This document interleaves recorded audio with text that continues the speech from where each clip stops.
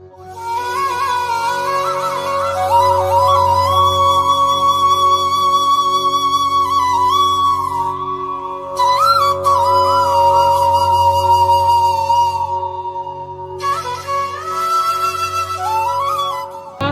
आगे का प्रसंग शुरू करिए। बच्चों, अभी तक हम श्री ओम दरबार की जो प्रसंग चल रहे हैं, 5 प्रसंग हम पूर्ण कर चुके हैं और आज हमारा 6ठा प्रसंग है, जो कि महत्वपूर्ण है। जो 6ठा प्रसंग क्यों महत्वपूर्ण है, इम्पोर्टेंट है, क्यों है बताओ? क्योंकि बापू हर भगवान जी महाराज साहब 6ठे बापू हुए हैं हमारे ओम दरबार। बापू हर भगवान जी महाराज आपकी सदा। तो इसलिए आज हमारा जो 6ठा प्रसंग है, ये बापू हर भगवान जी महाराज साहब को समर्पित है। और 5वें प्रसंग के अंत में हमने जो वर्णन सुना था वो ये था कि परमहंस ठाकुर जी महाराज साहब अपनी आध्यात्मिक और कर्म दोनों को दृष्टिपात करते हुए, जीवों का उद्धार करते हुए अपने जीवन के अंतिम पड़ाव की तरफ बढ़ रहे हैं। तो ये प्रसंग शुरू करने से पहले एक राम का मैं श्लोक बोलना चाहता हूँ।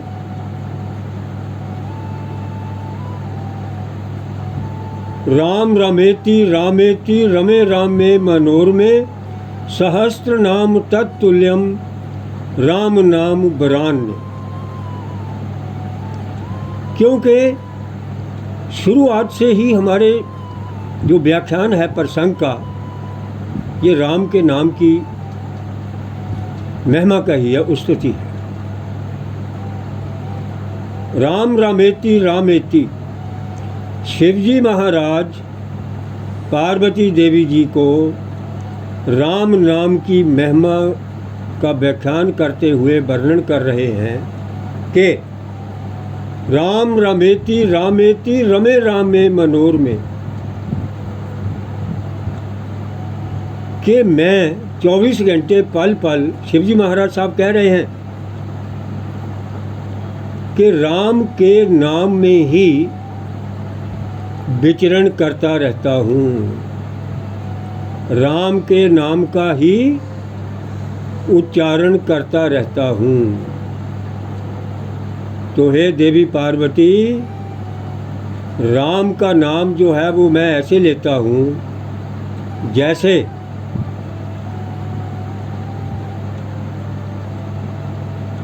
दही में से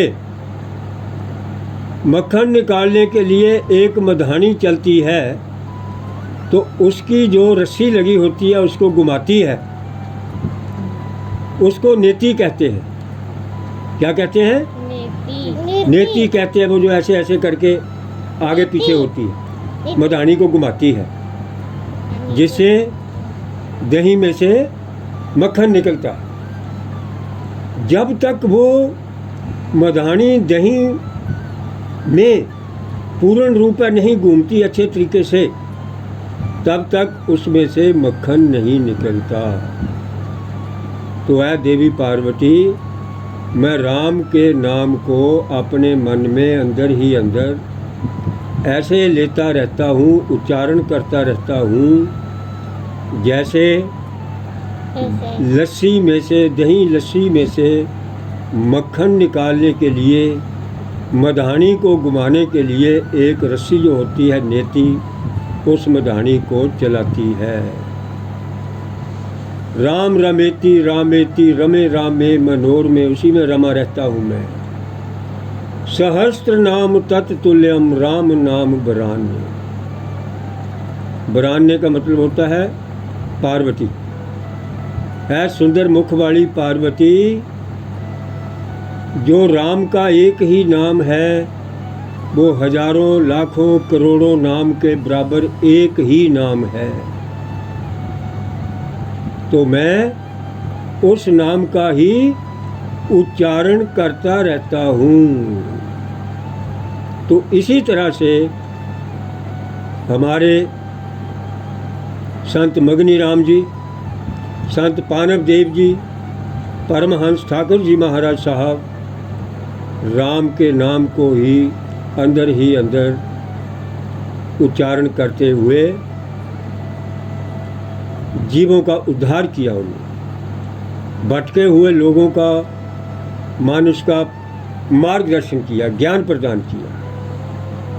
तो उसी क्रम को आगे बढ़ाते हुए, प्रसंग को बढ़ाते हुए, परमहंस ठाकुर जी महाराज साहब का जब अंतिम समय आने वाला था तो उन्होंने अपने लक्षण वैसे ही बनाने शुरू कर दिए, क्योंकि उन्होंने अपनी जाने की तैयारी करनी थी। शरीर जो भौतिक रूप है उसको छोड़ना था, तो आगे नया चोला पहनना था। जैसे पानव देव जी ने परमहंस ठाकुर जी के रूप में आए और परमहंस ठाकुर जी महाराज साहब ने आगे नया चोला पहनना था, तो इस पुराने को छोड़ना था।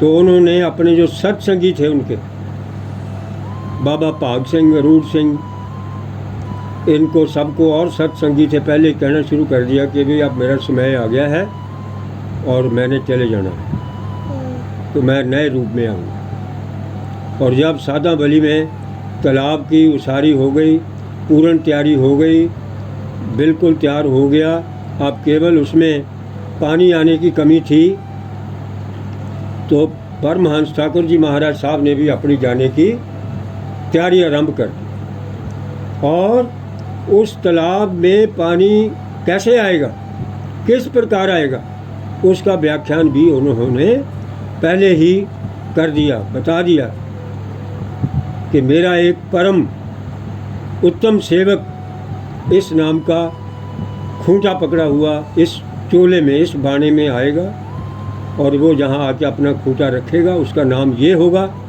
और वो खूंटा रखेगा तो गंगा की धारा तालाब में आएगी और सारा तालाब पानी से भर जाएगा। तो परमहंस ठाकुर जी महाराज साहब ने अपनी जाने की तैयारी कर ली और सारी संगत को कह दिया, उनको अपने जो उनके परम सेवक थे, कि एक लकड़ी का संदूक बनाया गया। उस लकड़ी के संदूक में उसका उन्होंने मेजरमेंट भी बता दी कि इतनी लंबाई और इतनी चौड़ाई और इतनी ऊंचाई होनी चाहिए। अब हमारा समय आ रहा है, हमने जाना है। और संदूक बन के आ गया और जैसे ही उन्होंने सारा विधि विधान उनको बता दिया कि मेरा जो पार्थिव शरीर होगा इसको उस संदूक में बड़े इज़्ज़त के साथ, बड़े मान के साथ बिठा के रावी दरिया में जल प्रवाहित कर देना है, दफनाना नहीं है, अग्नि में जलाना नहीं है और कुछ इधर उधर नहीं करना है। उस संदूक में बंद करके रावी दरिया में बहा देना है। तो कुछ उन्होंने कहा जी कि आजकल रावी दरिया में पानी कम है, कहते हैं इसकी आप चिंता नहीं करो, जैसे मेरा संदूक रावी दरिया में जाएगा, आगे चलना शुरू होगा तो पानी अपने आप आ जाएगा, आप चिंता नहीं करो। और ऐसे ही हुआ। जब परमहंस ठाकुर जी महाराज साहब ने अपना शरीर छोड़ दिया, इस भौतिक शरीर को छोड़ दिया और उनके आदेश के अनुसार संगत ने जो लकड़ी का संदूक बनाया हुआ था उसमें उनको विधिवत विराजमान किया, फूलों की वर्षा की और जैसे भी उन्होंने उसका विधान बताया था उसके अनुसार ही सब कुछ तैयारी करके तो बैंड बाजे के साथ बड़ा भजन कीर्तन करते हुए ठाकुर जी महाराज साहब के उपदेशों के अनुसार भजन कीर्तन करते हुए संगत ने उस संदूक को जिसमें के ठाकुर जी महाराज साहब विराजमान हैं को रावी दरिया में जल प्रवाहित कर दिया। तो वो संदूक जो था वो जैसे ही आगे गया तो रावी दरिया में खूब पानी आ गया और वो जो था वो आगे संदूक आगे निकल गया। तो उसके बाद क्या हुआ, एक बड़ा सुंदर प्रसंग है ये। जैसे जैसे प्रसंग आगे चल रहे हैं तो वो बापूजी ज्ञान भी प्रदान कर रहे हैं कि ऐसे ऐसे प्रसंग भी सुनाने। जब परमहंस ठाकुर जी महाराज साहब का पार्थिव शरीर रावी दरिया में बह गया, आगे निकल गया, तो उसके 1-2 दिन के बाद ही उन्होंने अलग अलग संगत को अलग अलग रूपों में अपने दर्शन देने शुरू कर दिए। उस इलाके में रावी दरिया के किनारे सादाबली और नरवड़ सबको अलग अलग रूपों में दर्शन देने शुरू कर दिए। कैसे? किसी को जटाधारी लंबे लंबे बालों वाला बाबा नज़र आता था, किसी को शिवजी महाराज जी के रूप में आते थे, किसी को किसी रूप में आते थे, किसी को किसी रूप में आते थे, किसी को बाल रूप में आते थे। तो एक समय की बात है, सादाबली मंदिर में एक सज्जन पुरुष शाम के टाइम दिया जलाने धूपबत्ती करने आया करते थे। उस टाइम अभी परमहंस ठाकुर जी महाराज साहब विराजमान थे शारीरिक रूप में, और जो वहाँ पर मुख्य सेवादार थे, जैसे आपके दादाजी हैं दरबार की सेवा करते हैं, ऐसे उन्होंने कहा उस सज्जन को कि भाई यहाँ कुछ नियम है बैठने के, उठने के, बातचीत करने के, और ज़्यादा देर तक नहीं बैठना। अपना धूपबत्ती करो शाम के टाइम और नतमस्तक हो, वो मत्था टेको और जाओ। वो जो सज्जन पुरुष थे वो प्रार्थना करने के बावजूद भी, कहने के बावजूद भी वो मंदिर में एक किनारे पर बैठे रहते थे जिद करके कि भाई मैं तो बैठूंगा, आधा घंटा 1 घंटा बैठे रहना, उन्होंने उठना नहीं, उनको प्रार्थना भी करनी। ऐसे करते करते ठाकुर जी महाराज साहब अपना शरीर छोड़ गए और सबसे पहले उसी सज्जन को ही ठाकुर जी महाराज साहब ने शरीर छोड़ने के बाद दर्शन दिए। अब कैसे दर्शन दिए ये सुनो जरा, ये प्रसंग सुनने वाला है।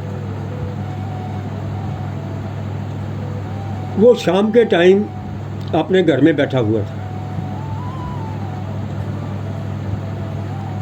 और उसके सामने एक सांप आ गया। देखो ये बात कहाँ जाके लिंक होगी, कमाल की बात है, मैं बड़ा हैरान होता हूँ। जैसे ओम जी महाराज साहब को जंगल में वो दर्शन हुए थे, उसके सांप के, बड़ा ताकत बड़ा सांप, ऐसे ही वहाँ उस आदमी के सामने सांप आ गया एक। तो जब सांप आ गया तो उसने उसको डराना शुरू कर दिया। वो डरता डरता जी कांपने लग गया, कांपता कांपता उठ के लगा भागने। वो जब लगा भागने तो सांप ने उसकी टांग पकड़ ली, उसको रस्सी की तरह बांध लिया। तू कहाँ भागता है? तुझे मैनर्स नहीं पता? तुझे व्यवहार कैसे करना है ये नहीं पता? वो सांप ने उसकी हालत खराब कर दी उसकी। जब हालत खराब कर दी, उसने शोर मचाया, सांप ने और नहीं ज़्यादा कुछ भी कहा, उसको डराया, खूब डराया।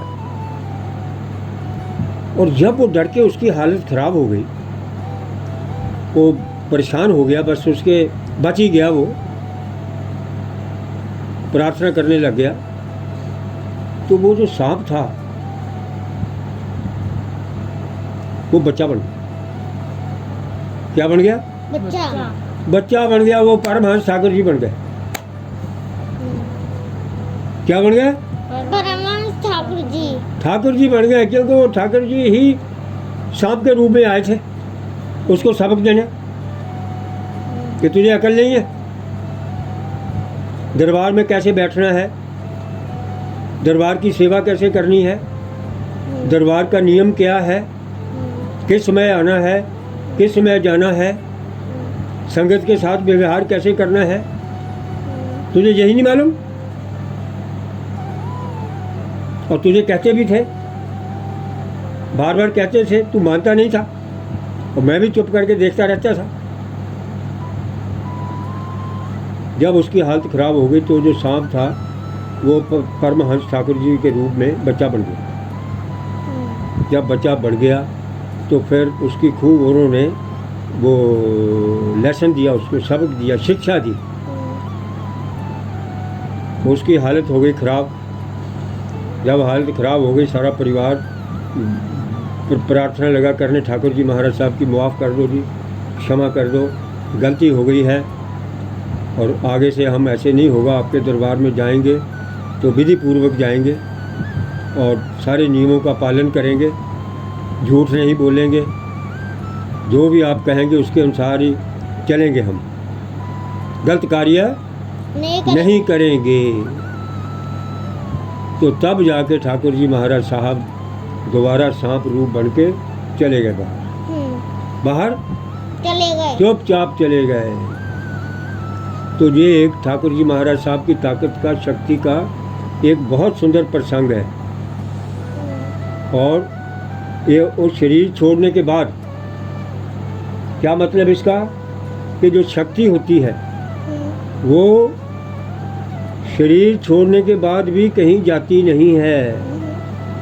जो असली शक्ति होती है वो वहीं रहती है, अपनी जगह पर। कैसे? जैसे हमारे श्री ओम दरबार में ओम जी महाराज साहब की पूर्ण शक्ति है। क्या है? शक्ति है, पूर्ण शक्ति, पूर्ण शक्ति, पूर्ण शक्ति, पूर्ण शक्ति, पूर्ण ताकत बापू जी की यही है, दरबार में ही है पूर्ण ताकत। तभी तो हम हाथ जोड़ते हैं। कैसे जोड़ते हैं? तभी तो हम नतमस्तक होते हैं, सवेरे और शाम आरती करते हैं, उनका गुणगान करते हैं, है ना, पाठ होते हैं, मत्था टेकते हैं, दंडवत प्रणाम करते हैं। वो किसको करते हैं हम? बापू जी को। वो बिल्डिंग को थोड़ी ना करते हैं, बापू जी को करते हैं, बापू जी को करते हैं, बापू जी की ताकत को करते हैं, बापू जी की ताकत को करते हैं, बापू जी की शक्ति को करते हैं। क्योंकि बापू जी की शक्ति को आगे बढ़ाया हमारे सभी गुरुओं ने। बापू जी की ताकत को, शक्ति को आगे बढ़ाया, उस मालिक के नाम को, बापू जी के नाम को आगे बढ़ाया गुरु हरनाम जी महाराज साहब ने, बापू श्रद्धा राम जी महाराज साहब ने, बापू गुरदास राम जी महाराज साहब ने, बापू भानुलाल जी महाराज साहब ने, और हमारे छठे बापू जी बापू हर भगवान जी महाराज साहब ने। तो हमने उस शक्ति को, उस ताकत को नतमस्तक होना है। 24 घंटे पल पल हमारे से कोई गलती ना हो, कोई कमी ना रहे, कोई त्रुटि ना हो, व्यवहार करने में, बातचीत करने में और उनके बताए हुए मार्ग पर चलने में, उनके उपदेशों का पालन करने में किसी तरह की कोई गलती ना हो, कोई कमी ना हो। हम सबकी इज्जत करें, सच्चाई का संग करें, सत्संग करें और बापूजी के नाम को आगे बढ़ाएं, बापूजी के नाम को आगे बढ़ाएं। तो बापूजी हमें ज्ञान प्रदान करें, हमारा मार्गदर्शन करें, हमें शक्ति दें, ताकत दें, ताकि हम आदि व्याधियाँ बुराइयों का मुकाबला कर सकें। ठीक है, अच्छे बच्चे बने, अच्छी पढ़ाई ग्रहण करें, अच्छी शिक्षा ग्रहण करें और अपने घर का नाम रोशन करें और बापूजी के नाम के जय जयकार हो। ठीक है, और आपस में झगड़ा नहीं करना। ठीक है, तो ऐसे करके परमहंस ठाकुर जी महाराज साहब शरीर छोड़ने के बाद भी जो उनके संगी थे, सत्संग करने वाले थे, उनके साथ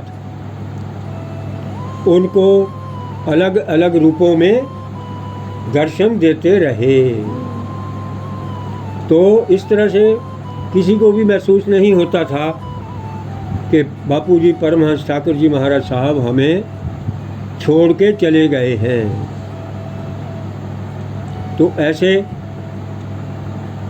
इसी प्रसंग को आगे बढ़ाते हुए बापूजी परमहंस ठाकुर जी महाराज साहब के वचनों के अनुसार जो कि उन्होंने व्याख्यान किया था कि मेरा शिष्य आएगा, उसका नाम होगा ज्वाला सिंह। क्या होगा?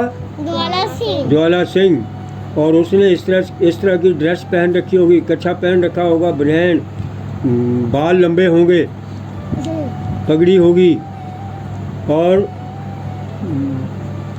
खूंटा पकड़ा होगा। वो आके यहाँ पर अपने खूंटे से इस तालाब में खूंटे को रखेगा और यहाँ पर पानी निकलेगा, पानी अपने आप आ जाएगा। तो ऐसे ही हुआ। कैसे हुआ? ऐसे ही हुआ। जो ठाकुर जी महाराज साहब उच्चारण करके व्याख्यान करके गए थे अपने शिष्य के बारे में, ऐसे ही हुआ। तो बापू जी के जाने के बाद कुछ टाइम के बाद बापू ज्वाला सिंह जी महाराज साहब जो कि नूरशाह मिंट गुमरी में जन्म ले चुके थे और उनका जीवन सारा वहाँ पर व्यतीत हो रहा था, और वो पता कहाँ रहते थे? मालूम है आपको? नहीं मालूम। बापू ज्वाला सिंह जी महाराज साहब अपने नानके रहते थे नूरशाह।